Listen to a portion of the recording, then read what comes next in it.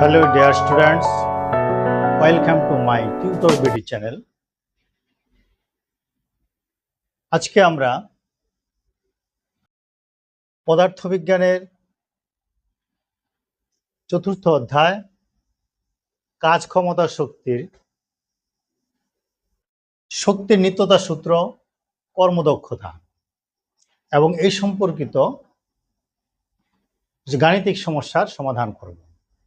গত পর্বে আমরা শিখেছিলাম কাজ ক্ষমতা ও শক্তি, বিভব শক্তি, গতিশক্তি, এগুলো আমরা সংজ্ঞা সহ ব্যাখ্যা জেনেছি। আজকে আমরা কিছু গাণিতিক সমস্যার সমাধান করব। তার আগে আমরা জেনে নেই শক্তির নিত্যতা সূত্র বা সংরক্ষণ সূত্র। এই নিত্যতা সূত্র বা সংরক্ষণ সূত্র বলা হয়। নিত্যতা সূত্র যদি সংরক্ষণ সূত্র বলে এটাই বোঝায় সংরক্ষণ সূত্র। শক্তির নিত্যতা সূত্রটা হচ্ছে শক্তির সৃষ্টি বা বিনাশ নাই, একে কেবল এক রূপ থেকে অন্য রূপে রূপান্তরিত করা যায়। আর বিশ্বজগতে যে পরিমাণ শক্তি আছে তা নির্দিষ্ট থাকবে এবং অপরিবর্তনীয়, এটা কোনো পরিবর্তন হবে না। শুধু শক্তি রূপান্তর করা যায় এক শক্তি থেকে আরেক শক্তিতে। তাপ শক্তি থেকে আলোক শক্তি, বিদ্যুৎ শক্তি থেকে আলোক শক্তি, বিদ্যুৎ শক্তি থেকে যান্ত্রিক শক্তি, অর্থাৎ এক শক্তি থেকে আরেক শক্তিতে রূপান্তরিত করা যায়। এটা হচ্ছে শক্তির নিত্যতা সূত্র। আর আমরা জানি সকল শক্তির উৎসই কি? সূর্য। তাহলে সংজ্ঞাটা আমি লিখে দিচ্ছি, তোমরা লিখে নাও। তারপরে আসি কর্মদক্ষতা। কর্মদক্ষতা হচ্ছে যে পরিমাণ কোনো যন্ত্রে যে পরিমাণ শক্তি পাওয়া যায় এবং যে পরিমাণ শক্তি দেয়া হয় তার অনুপাত কি বলা হয়? কর্মদক্ষতা। একটি যন্ত্রে তুমি শক্তি প্রয়োগ করলা, পুরো শক্তিটা কিন্তু কাজে লাগবে না, কিছু শক্তি এখানে অপচয় হবে। যে শক্তিটা পাওয়া যায় এটাকে বলা লভ্য কার্যকর শক্তি, এবং প্রদত্ত শক্তির অনুপাত কি বলা হয়? কর্মদক্ষতা। কর্মদক্ষতা একে শতকরায় প্রকাশ করা হয় এবং কর্মদক্ষতাকে ইটা দ্বারা প্রকাশ করা হয়। কর্মদক্ষতাকে ইটা সমান লভ্য কার্যকর শক্তি ভাগ প্রদত্ত শক্তি, অর্থাৎ এটা অনুপাত। এটাকে আমরা শতকরায় প্রকাশ করব, 100 গুণ পার্সেন্টেজ। তাহলে কর্মদক্ষতার সংজ্ঞাটা জানলাম। লভ্য কার্যকর শক্তি এবং প্রদত্ত শক্তির অনুপাতই হচ্ছে কর্মদক্ষতা। এটা দ্বারা প্রকাশ করা হয় এবং শতকরায় প্রকাশ করতে হয়। এইবার আমরা কিছু গাণিতিক সমস্যার সমাধান করব। আমরা কি কি সূত্র পেয়েছি? গাণিতিক সূত্রগুলা কি? আমরা পেয়েছিলাম ডাব্লিউ সমান কি? এফ এস অথবা এফ এস কস থিটা। আবার পেয়েছি কি বিভব শক্তি ইপি সমান এম জি এইচ, গতিশক্তি ই কে সমান হাফ এম ভি স্কোয়ার। সূত্রগুলি লিখে নাও এবং কর্মদক্ষতা সূত্র তো এখানে আছে। আর যান্ত্রিক শক্তির রূপ কি?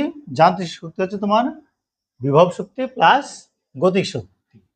বিভব শক্তি আর গতিশক্তি সমষ্টি হচ্ছে যান্ত্রিক শক্তি, যেটা হলো শক্তি সংরক্ষণ সূত্র। তাহলে এই সূত্রগুলি দিয়ে আমরা আজকে কিছু অঙ্ক করব। তোমরা দেখতে পাচ্ছ একটি পাশে একটি চিত্র আছে। 20 কেজি ভরের একটি বস্তু ভূমি থেকে উপরে উঠানো হলো, অর্থাৎ 100 মিটার উপরে উঠানো হলো। এক্ষেত্রে এখানে এ বিন্দুর অবস্থান হচ্ছে সবার উপরে, তারপরে 20 মিটার নিচে আছে আরো বি বিন্দু, সবার শেষে হলো সি বিন্দু। এই উদ্দীপকটার আলোকে আমরা এই তিনটা গাণিতিক সমস্যার সমাধান করব। 1 নম্বর হচ্ছে বস্তুটিকে ভূমি হতে উপরে উঠাতে কৃত কাজ নির্ণয় করো। অর্থাৎ ভূমি হতে উপরে উঠাতে কৃত কাজ মানে কি? বিভব শক্তি হবে কৃত কাজের পরিমাণ। কাজের সংজ্ঞা জানি আমরা, ডাব্লিউ সমান এফ এস, এখানে হবে উচ্চতা যেহেতু এফ এইচ। তাহলে আমরা 1 নম্বর অঙ্কের সমাধান হচ্ছে কৃত কাজই হবে কি? বিভব শক্তি হবে কৃত কাজ। এই বস্তুটিকে উপরে উঠাতে মোট বিভব শক্তি হবে বিভব শক্তি সমান কৃত কাজ। কাজ মানে কি? F into H. এফ হলো এখানে এম জি, এইচ ইপি, এটা ইপিও ধরতে পারি। ইপি মানে কৃত কাজ, কৃত কাজ মানে ডাব্লিউ, ডাব্লিউ মানে এফ এইচ, এফ এর মানে হলো এম জি। যেহেতু এখন অভিকর্ষ ত্বরণের ব্যাপার আছে তাই এখানে এম ত্বরণ হবে অভিকর্ষ ত্বরণ এম জি এইচ। এখন এম এর মান দেওয়া আছে 20, জি এর মান 9.8 ইন্টু এইচ এর মান দেওয়া আছে 100। তাহলে রেজাল্ট হবে 19,600 জুল। তাহলে আমরা 20 কেজি ভরের বস্তুটাকে ভূমি থেকে 100 মিটার উপরে উঠাতে কৃত কাজের পরিমাণ হলো 19,600 জুল। আশা করি বুঝতে পেরেছ। এখানে তোমরা সাইড নোট লিখে নিতে পারো। এম সমান 20 কেজি, জি সমান 9.8 ms ইনভার্স 2, এইচ হলো 100 মিটার। সুতরাং কৃত কাজ ডাব্লিউ ইকুয়াল টু হোয়াট? তাহলে 1 নম্বর সমস্যার সমাধান করতে পারলাম। এবার আমরা করব 2 নং প্রশ্নের সমাধান। 2 নং প্রশ্ন বলছে কি, বস্তুটিকে উপর হতে ছেড়ে দিলে এটি কত বেগে ভূমিকে আঘাত করবে এবং গতিশক্তি কত হবে? 20 কেজি ভরের বস্তুটাকে যদি ছেড়ে দেওয়া হয় তাহলে এটা কত বেগে ভূমিতে আঘাত করবে সেটাকে বের করবো, অর্থাৎ ভি এর মান বের করতে হবে। এখানে কোন সূত্রটা হবে? 2 নাম্বার, আমরা জানি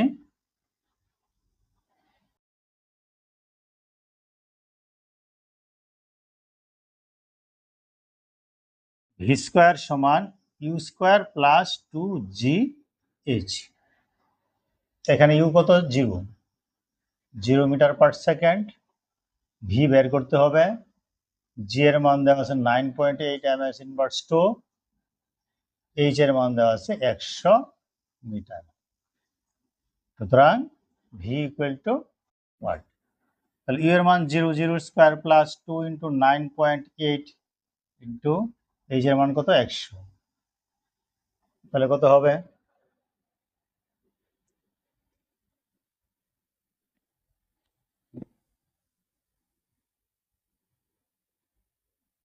2 ইন্টু 9.8 ইন্টু 100, 1960। 1960, এটা হলো ভি স্কোয়ারের মান।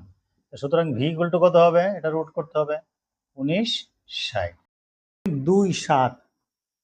44.27 মিটার পার সেকেন্ড। তাহলে এত বেগে এটাকে আঘাত করবে, 44.27 মিটার পার সেকেন্ড বেগে ভূমিকে আঘাত করবে। আমরা প্রথম অংশের সমাধান করলাম এবং বলছে যে গতিশক্তি কত হবে। তাহলে গতিশক্তির সূত্র কি? গতিশক্তির সূত্র হইল ই কে সমান half M V square. E K সমান half M V square. Half M এর মান কত? 20 ইন্টু ভি স্কোয়ার মান ওই যে 1960। তাহলে হিসাব করলে কত হবে? 19,600 এত জুল। তাহলে গতিশক্তি কত হইলো? 19,600 জুল পাইলাম আমরা। তো 2 নম্বর সমস্যার প্রথম বলছে কত বেগে আঘাত করবে, এটা 44.27 মিটার পার সেকেন্ড বেগে আঘাত করবে এবং গতিশক্তি হবে ই কে সমান হাফ এম ভি স্কোয়ার। এখানে মান বসালে 19,600 জুল। আমরা ক নাম্বারেও কিন্তু কি পেয়েছিলাম? 19,600 জুল। আবার এখানে যখন মাটিতে পড়ে তখনও কি গতিশক্তি 19,600 জুল। এখন একটি জিনিস খেয়াল করবো, আমরা যখন 3 নম্বর অঙ্কটা করতে যাব, এখন সর্বোচ্চ উচ্চতা অর্থাৎ এ বিন্দুতে মোট শক্তি হলো 19,600। এখানে কিন্তু গতিশক্তি শূন্য, কারণ এখানে ব্যাগ ছিল 0। বস্তু যখন উপরে থাকে, বস্তুটি যখন উপরে থাকে তখন এর ব্যাগ থাকে 0। ভি এর মান 0 হলে গতিশক্তি 0, তার মানে মোট শক্তি হবে বিভব শক্তি 19,600 জুল। আবার যখন এটা মাটিতে পড়ে যায় তখন কিন্তু উচ্চতা নাই, বিভব শক্তি নির্ভর করে উচ্চতার উপর, যেহেতু উচ্চতা জিরো সেখানে বিভব শক্তি জিরো, সেই কারণে এখানে গতিশক্তি কত, গতিশক্তি হবে মোট যান্ত্রিক শক্তি অর্থাৎ 19,600 যে রেজাল্ট। তাহলে এ বিন্দুতে এবং সি বিন্দুতে মোট শক্তির পরিমাণ অপরিবর্তনীয়। এবার আমরা দেখব বি বিন্দুতে মোট শক্তির পরিমাণ 19,600 যদি হয় তাহলে এটা শক্তি সংরক্ষণ নীতি মেনে চলবে। তাহলে আমরা 3 নম্বর প্রশ্নের সমাধানটা করি।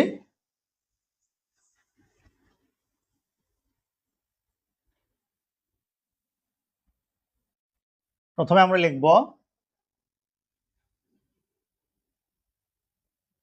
এ বিন্দুতে মোট শক্তি, এ বিন্দুতে মোট শক্তি ই এ অর্থাৎ এ বিন্দুর এনার্জি সমান হবে ইপি প্লাস ইপিএ প্লাস ইকে অর্থাৎ এ বিন্দুর বিভব শক্তি প্লাস কি এ বিন্দুর গতিশক্তি। এটাকে আমরা এভাবে লিখতে পারি, বর্তমান বইয়ে তোমাদের এইভাবে লিখছে, বিভব শক্তিকে ভি দ্বারা প্রকাশ করা হয়, গতিশক্তিকে টি দ্বারা প্রকাশ করা হয়, ভিএ প্লাস টি। ভিএ হবে এম জি এইচ, টি এ হবে জিরো, যেহেতু বেগের মান সেখানে কত জিরো, তাই গতিশক্তি শূন্য। এম জি এইচ এর মান তো আমরা আগে বের করছি, তারপরে বসিয়ে দেখি 20 গুণ 9.8 ইন্টু 100, হিসাব করলে হবে 19,600 জুল। এখন বি বিন্দুতে মোট শক্তি কত হবে, বি বিন্দুতে মোট শক্তি ইবি সমান লিখতে পারি ভিবি প্লাস টিবি। ভিবি হলো এম জি এইচ, এইচ কোনটা হবে এখানে, এই যে নিচের উচ্চতাটা, এটা যদি 20 মিটার হয় এটা হবে কত 100 মাইনাস 20 মানে 80 মিটার, এটা হবে ইন্টু 80, এইচ মানে 80 প্লাস টিবি মানে half M V square, half M V square. হ্যাঁ, এখানে ভি স্কোয়ার বলতে কোনটা বোঝাবে, ভি স্কোয়ার হবে 2 জি এইচ, এইচ কোনটা হবে, এইচ হবে এখানে 20 মিটার, কতটুকু নামে সেটা হবে ভি স্কোয়ারের মান, তো 2 ইন্টু 9.8 ইন্টু, হ্যাঁ এইচ এর মান হচ্ছে 20,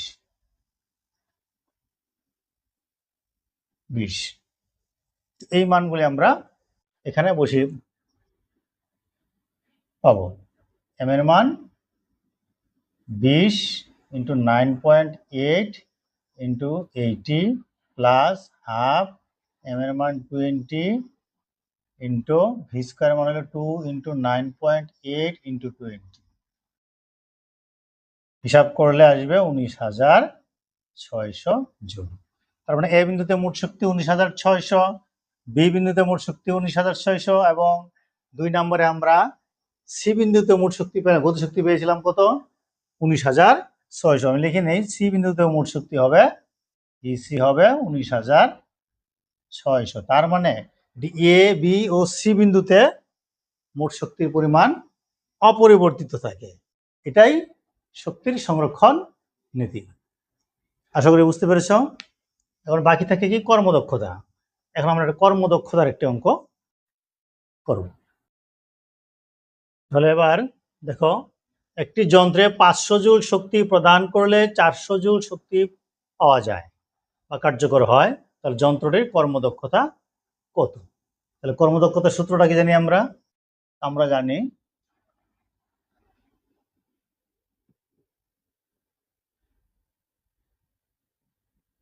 কর্মদক্ষতা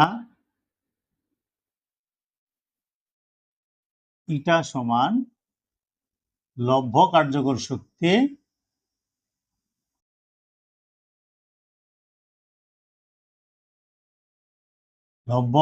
শক্তি বাই প্রদত্ত শক্তি ইন্টু 100%। তাহলে লব্ধ কার্যকর শক্তি কি দেওয়া আছে এখানে 400 জুল, শক্তিটা পাওয়া যায়, আর কি পরিমাণ শক্তি দেওয়া হয়েছিল 500 জুল। এটা কি শতকরায় প্রকাশ করলে কি হবে,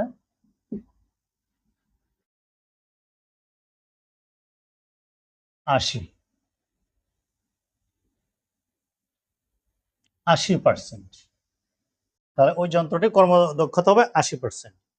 অর্থাৎ 500 জুল শক্তি প্রয়োগ করার পরে কিন্তু 500 জুল শক্তি পাওয়া যায় নাই, 100 জুল শক্তি এখানে অপচয় হয়, যার জন্য যন্ত্রটির কর্মদক্ষতা কি হবে 80%, অর্থাৎ 80% শক্তি এখানে কাজে লাগানো হয়েছে। ঠিক আছে, এটা আবার এখানে তো বাইর করা হলো কি কর্মদক্ষতা, আবার অনেক সময় দক্ষতা দেওয়া থাকবে তোমার লব্য কার্যকর শক্তি বের করো অথবা প্রদত্ত শক্তির পরিমাণ বের করো। ঠিক এই সূত্রের সাহায্যে আমরা সমস্যার সমাধান করতে পারবো। আশা করি এই চ্যাপ্টারে যত গাণিতিক সমস্যা প্রত্যেকটা নমুনা সমস্যার সমাধান আমরা করে ফেলেছি। তারপরে যত স্টাডি করবে আরো কঠিন কঠিন সমস্যার সম্মুখীন হবে। আমরা যখন অ্যাডভান্স লেভেলে তোমাদেরকে একটু পড়াবো তখন সেই আরো জটিল জটিল অঙ্ক তোমাদের সমাধান করাতে পারবো। তাহলে আজকে পর্যন্তই। আর আমার এই ক্লাসটি অবশ্যই লাইক, কমেন্ট এবং শেয়ার করবে।